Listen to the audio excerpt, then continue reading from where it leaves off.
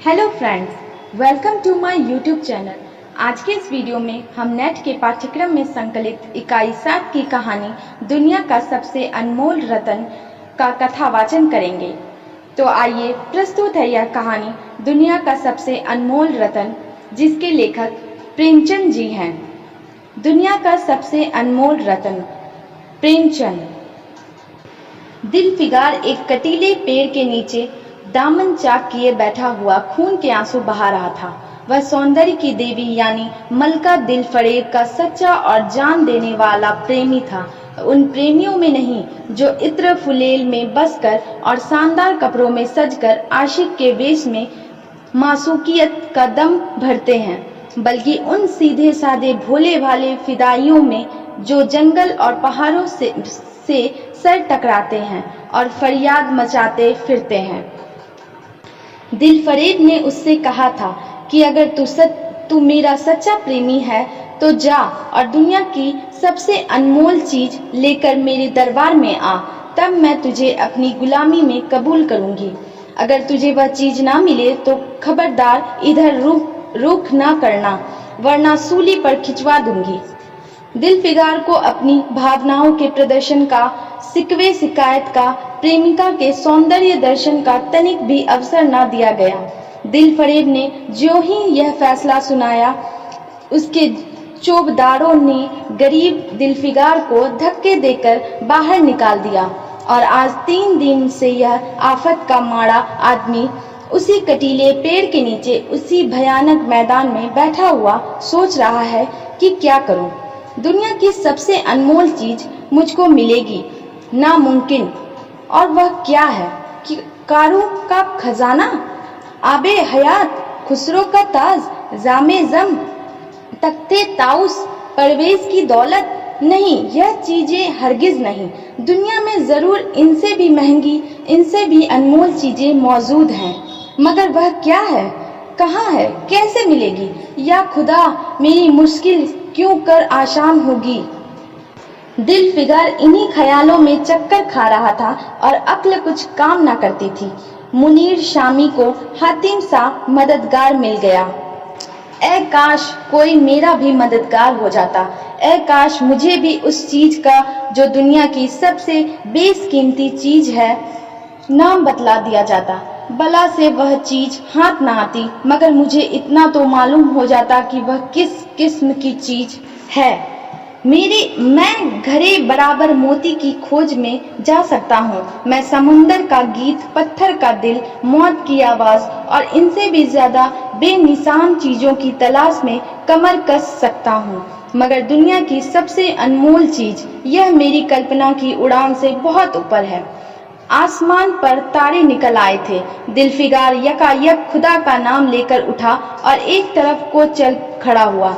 भूखा प्यासा, नंगे बदन, थकन से चूर, वह बरसों वीरानों और आबादियों की खाक छानता फिरा। तलवे कांटों से छलनी हो गए, शरीर में हड्डियां ही हड्डियां दिखाई देने लगी, मगर वह चीज जो दुनिया की सबसे बेशकीमती चीज थी ना मिली और ना उसका कुछ निशान मिला। एक रोज वह भूलता भटकता एक मैदान में जा निकला, जहां हजारों आदमी गोल बांधे खड़े थे। बीच में कई अमामे और चोगे वाले दरियल काजी अफसरी शान से बैठे हुए आपस में कुछ सलाह मशविरा कर रहे थे और इस जमात से जरा दूर पर एक सूली खड़ी थी। दिलफिगार कुछ तो कमजोरी की वजह से और कुछ यहाँ की कैफियत देखने के इरादे से ठिठक गया। क्या देखता है कि कई लोग नंगी तलवारें लिए एक कैदी को, जिसके हाथ पैर में जंजीरें थी, पकड़े चले आ रहे हैं। सूली के पास पहुंचकर सब सिपाही रुक गए और कैदी की हथकड़ियां, बेड़ियां सब उतार ली गई। इस अभागे आदमी का दामन सैकड़ों बेगुनाहों के खून के छींटों से रंगीन था और उसका दिल नेकी के ख्याल और रहम की आवाज से जरा भी परिचित न था। उसे काला चोर कहते थे। सिपाहियों ने उसे सूली के तख्ते पर खड़ा कर दिया। मौत की फांसी उसकी गर्दन में डाल दी और जल्लादों ने तख्ता खींचने का इरादा किया कि वह अभागा मुजरिम चीख कर बोला, खुदा के वास्ते मुझे एक पल के लिए फांसी से उतार दो ताकि अपने दिल की आखिरी आरज़ू निकाल लूं। यह सुनते ही चारों तरफ सन्नाटा छा गया। लोग अचंभे में आकर ताकने लगे। काजियों ने एक मरने वाले आदमी की अंतिम याचना को रद्द करना उचित न समझा और बदनसीब पापी काला चोर जरा देर के लिए फांसी से उतार लिया गया। इसी भीड़ में एक खूबसूरत भोला भाला लड़का एक छड़ी पर सवार होकर अपने पैरों पर उछल उछल फर्जी घोड़ा दौड़ा रहा था और अपनी सादगी की दुनिया में ऐसा मगन था कि जैसे वह इस वक्त सचमुच किसी अरबी घोड़े का सहसवार है। उसका चेहरा उस सच्ची खुशी से कमल की तरह खिला हुआ था जो चंद दिनों के लिए बचपन ही में हासिल होती है और जिसकी याद हमको मरते दम तक नहीं भूलती। उसका दिल अभी तक पाप की गर्द और धूल से अछूता था और मासूमियत उसे अपनी गोद में खिला रही थी। बदनसीब काला चोर फांसी से उतरा, हजारों आंखें उस पर गड़ी हुई थी। वह उस लड़के के पास आया और उसे गोद में उठाकर प्यार करने लगा। उसे इस वक्त वह जमाना याद आया जब वह खुद ऐसा ही भोला भाला, ऐसा ही खुश व खुर्रम और दुनिया की गंदगियों से ऐसा ही पाक साफ था। माँ गोदियों में खिलाती थी, बाप बलाएं लेता था और सारा कनूबा जान न्यौछावर करता था। आह, काले चोर के दिल पर इस वक्त बीते हुए दिनों की याद का इतना असर हुआ कि उसकी आंखों से जिन्होंने दम तोड़ती हुई लाशों को तरपते देखा और ना झपकी आंसू का एक कतरा टपक पड़ा। दिलफिगार ने लपककर उस अनमोल मोती को हाथ में ले लिया और उसके दिल ने कहा, बेशक यह दुनिया की सबसे अनमोल चीज है जिस पर तख्ते ताउस और जामे जम और आबे हयात और जरे परवेश सब न्यौछावर है। इस ख्याल से खुश होता कामयाबी की उम्मीद में सरमस्त दिलफिगार अपनी माशूका दिलफरेब के शहर मिनोशवाद को चला। मगर ज्यों-ज्यों मंजिलें तय होती जाती थी, उसका दिल बैठा जाता था कि कहीं उस चीज की जिसे मैं दुनिया की सबसे बेशकीमती चीज समझता हूँ, दिलफरेब की आंखों में कद्र ना हुई तो मैं फांसी पर चढ़ा दिया जाऊंगा और इस दुनिया से नामुराद जाऊंगा। लेकिन जो हो सो हो। अब तो किस्मत आजमाई है।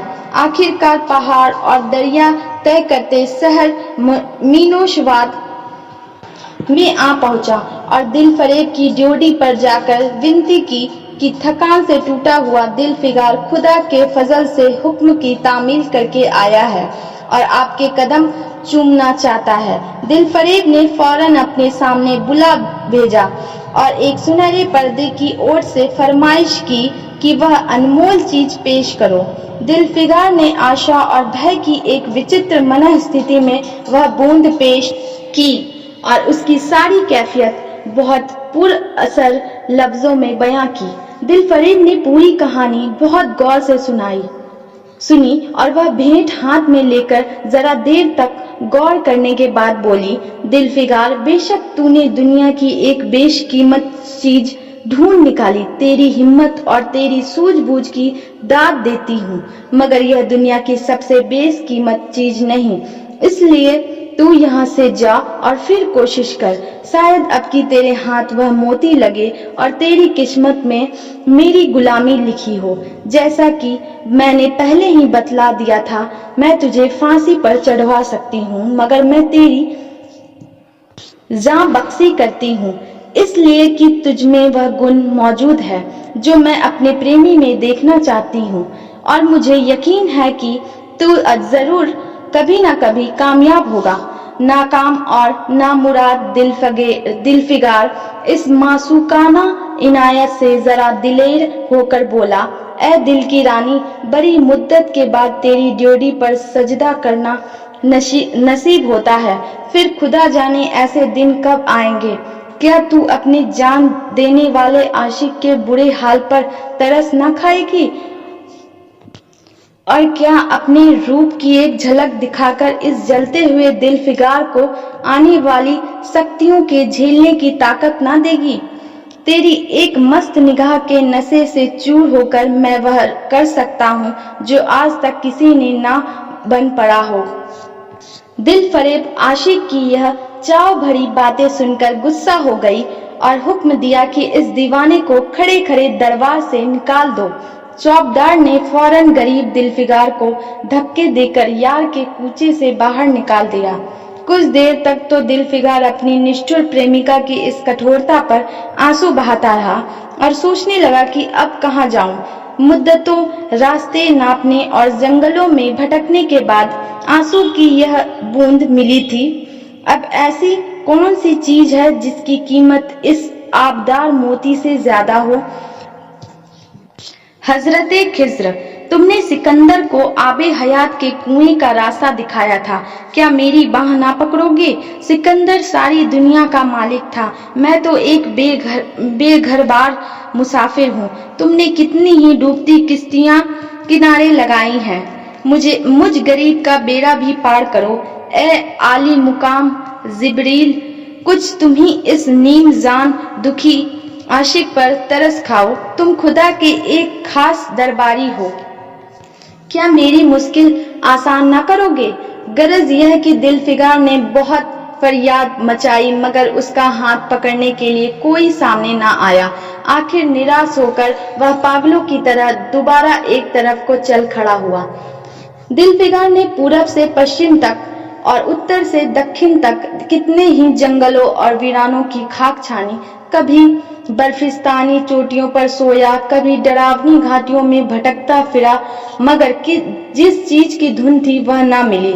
यहाँ तक कि उसका शरीर हड्डियों का एक ढांचा रह गया। एक रोज वह शाम के वक्त किसी नदी के किनारे खस्ता हाल पड़ा हुआ था। बेखुदी के नशे से चौंका तो क्या देखता है कि चंदन की एक चिता बनी हुई है और उस पर एक युवती सुहाग के जोड़े पहने 16 श्रृंगार किए बैठी हुई है। उसकी जांघ पर उसके प्यारे पति का सर है। हजारों आदमी गोल बांधे खड़े हैं और फूलों की बरखा कर रहे हैं। यकायक चिता में से खुद ब खुद एक लपट उठी। सती का चेहरा उस वक्त एक पवित्र भाव से आलोकित हो रहा था। चिता की पवित्र लपटें उसके गले से लिपट गईं और दम के दम में वह फूल सा शरीर राख का ढेर हो गया। प्रेमिका ने अपने को प्रेमी पर न्यौछावर कर दिया और दो प्रेमियों के सच्चे पवित्र और अमर प्रेम की अंतिम लीला आंख से ओझल हो गई।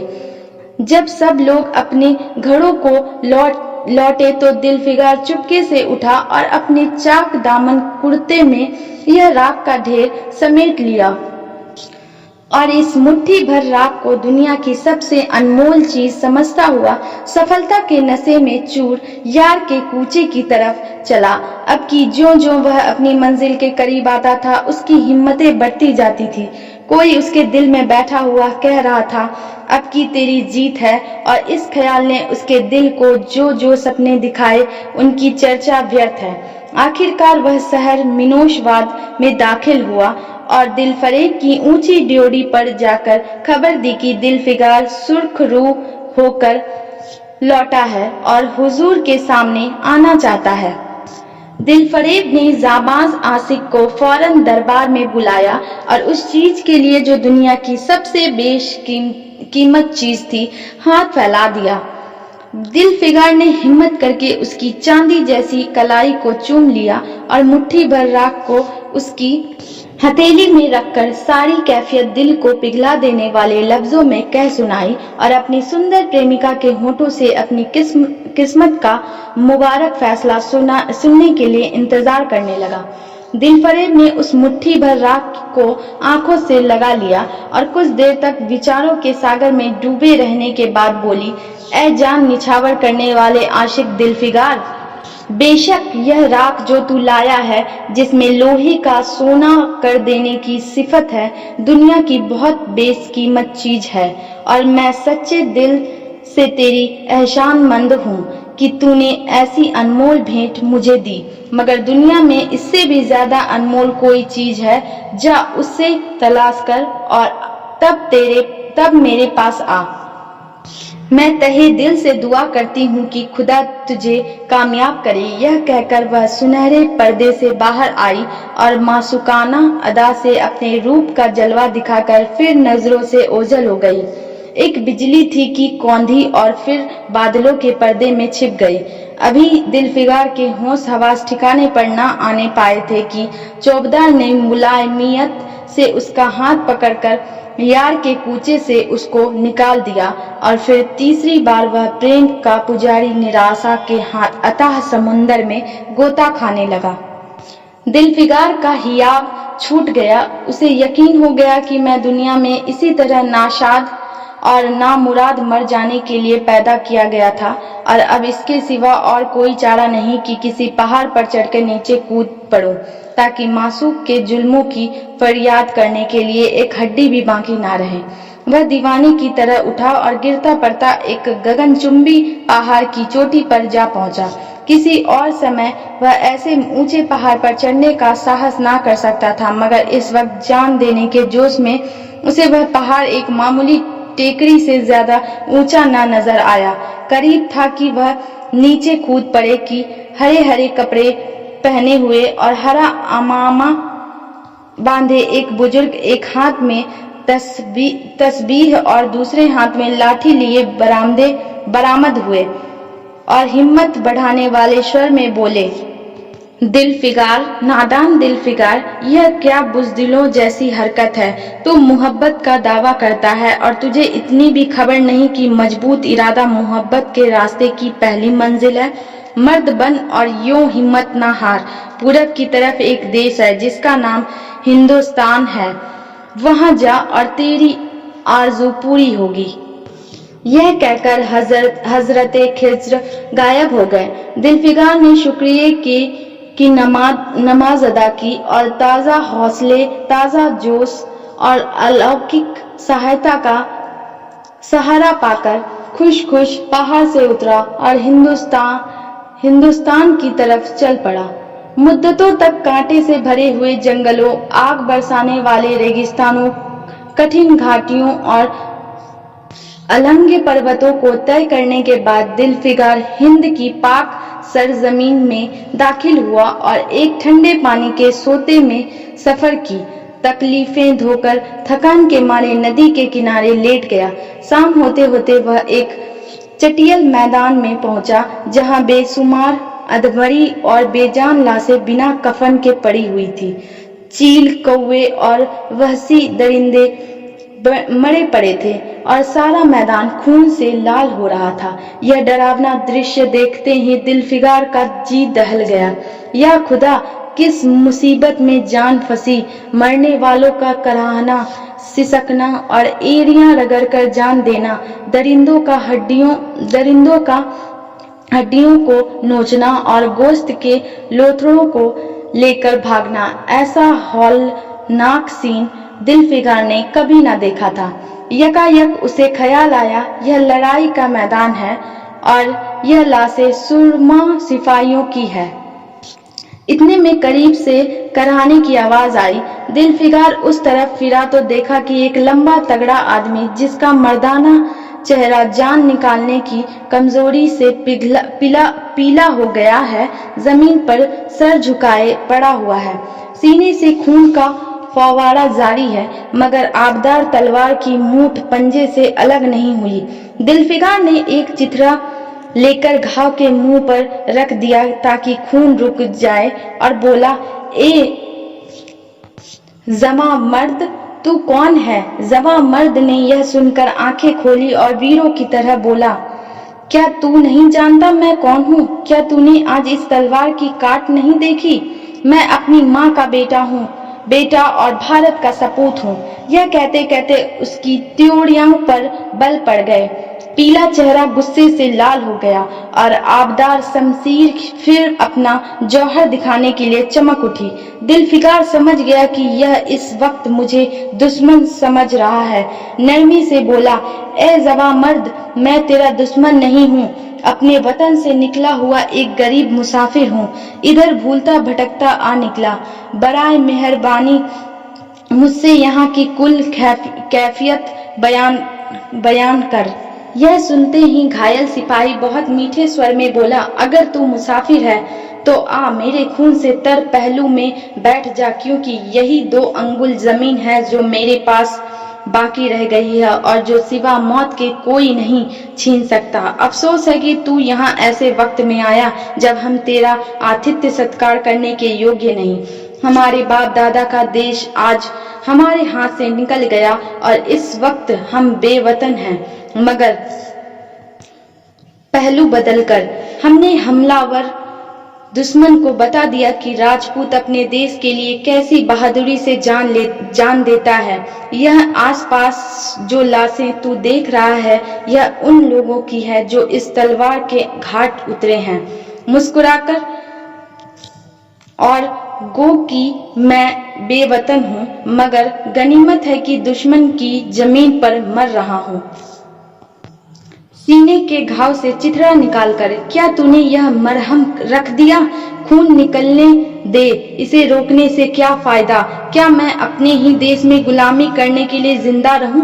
नहीं, ऐसी जिंदगी से मर जाना अच्छा, इससे अच्छी मौत मुमकिन नहीं। जमा मर्द की आवाज मध्यम हो गई, अंग ढीले पड़ गए, खून इतना ज्यादा बहा कि खुद ब खुद बंद हो गया। रह रहकर एकाध बूंद टपक पड़ता था। आखिरकार सारा शरीर बेदम हो गया, दिल की हरकत बंद हो गई और आंखें मूंद गई। दिलफिगार ने समझा अब काम तमाम हो गया कि मरने वाले ने धीमे से कहा, भारत माता की जय, और उसके सीने से खून का आखिरी कतरा निकल पड़ा। एक सच्चे देश प्रेमी और देशभक्त ने देशभक्ति का हक अदा कर दिया। दिलफिगार पर इस दृश्य का बहुत गहरा असर पड़ा और उसके दिल ने कहा, बेशक दुनिया में खून के इस कतरे से ज्यादा अनमोल चीज कोई नहीं हो सकती। उसने फौरन उस खून की बूंद को, जिसके आगे यमन का लाल भी हेज है, हाथ में ले लिया और इस दिलेर राजपूत की बहादुरी पर हैरत करता हुआ अपने वक्त की तरफ रवाना हुआ और सख्तियां झेलता आखिरकार बहुत दिनों के बाद रूप की रानी मलका दिलफरेब की ड्योढ़ी पर जा पहुंचा और पैगाम दिया कि दिलफिगार सुरखरू और कामयाब होकर लौटा है और दरबार में हाजिर होना चाहता है। दिलफरेब ने उसे फौरन हाजिर होने का हुक्म दिया। खुद हस्बे मामूल सुनहरे पर्दे की ओट में बैठी और बोली, दिलफिगार अब की तू बहुत दिनों के बाद वापस आया है, ला दुनिया की सबसे बेशकीमत चीज कहाँ है? दिलफिगार ने मेहंदी रची हथेलियों को चूमते हुए खून का वह कतरा उस पर रख दिया और उसकी पूरी कैफियत पुरजोश लहजे में कह सुनाई। वह खामोश भी न होने पाया था कि यकायक वह सुनहरा पर्दा हट गया और दिलफिगार के सामने हुस्न का एक दरबार सजा हुआ नजर आया, जिसकी एक एक नाजनीन जुलेखा से बढ़कर थी। दिलफरेब बड़ी शान के साथ सुनहरी मसनद पर सुशोभित हो रही थी। दिलफिगार हुस्न का यह तिलिस्म देखकर अचंभे में पड़ गया और चित्र लिखित सा खड़ा रहा कि दिलफरेब मसनद से उठी और कई कदम आगे बढ़कर उससे लिपट गई। गाने वालियों ने खुशी के गाने शुरू किए, दरबारियों ने दिलफिगार को नजरें भेंट की और चांद सूरज को बड़ी इज्जत के साथ मसनद पर बैठा दिया। जब वह लुभावना गीत बंद हुआ तो दिलफरेब खड़ी हो गई और हाथ जोड़कर दिलफिगार से बोली, ऐ जानिसार आशिक दिलफिगार, मेरी दुआएं बढ़ आई और खुदा ने मेरी सुन ली और तुझे कामयाब व सुरखरू किया। आज से तू मेरा मालिक है और मैं तेरी लौंडी। यह कहकर उसने एक रत्न जटिल मंजूसा मंगाई और उसमें से एक तख्ती निकाली, जिस पर सुनहरे अक्षरों में लिखा हुआ था, खून का वह आखिरी कतरा जो वतन की हिफाजत में गिरे दुनिया की सबसे अनमोल चीज है। आशा करती हूँ कि मेरा छोटा सा प्रयास आप सभी को अच्छा लगा होगा। अगर वीडियो पसंद आए तो चैनल को लाइक, शेयर, सब्सक्राइब करें और बेल आइकन दबाएं ताकि आने वाली वीडियोस की नोटिफिकेशन आपको मिल पाए।